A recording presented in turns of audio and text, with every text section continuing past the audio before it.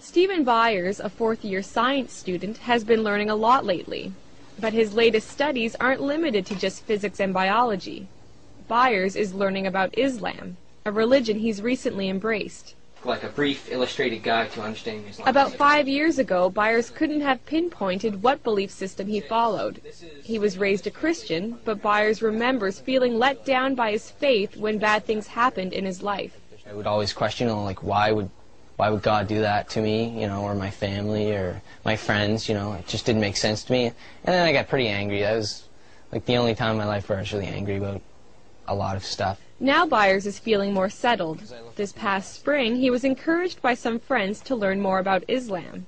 What he found was a belief system that, he says, was a perfect match for his logical mind. So in the summer, Byers spoke the Shahada, the testimony of faith that states Allah is the only God and Muhammad the last prophet of Islam. Once you say that line and you mean it in your heart and you're honest with yourself, you are a Muslim. It says, say there is no God but God.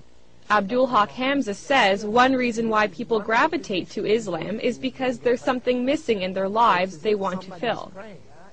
Hamza is a science professor at University of New Brunswick and also president of the Fredericton Islamic Association. He says Islam reminds people that they need to step away from the material world in order to find peace from within.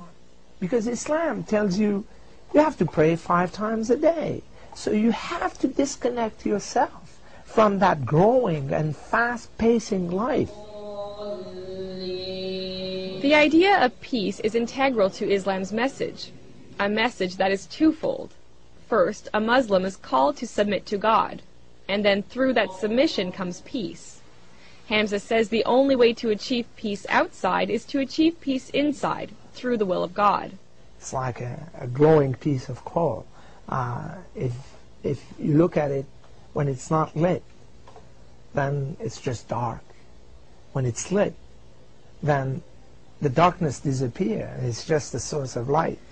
The other major duties that are required in Islam can strengthen a Muslim's commitment to God and to peace.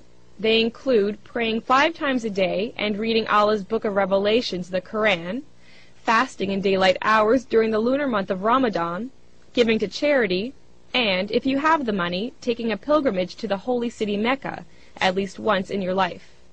Byers hasn't been to Mecca yet, but he did take part in the fast of Ramadan for the first time.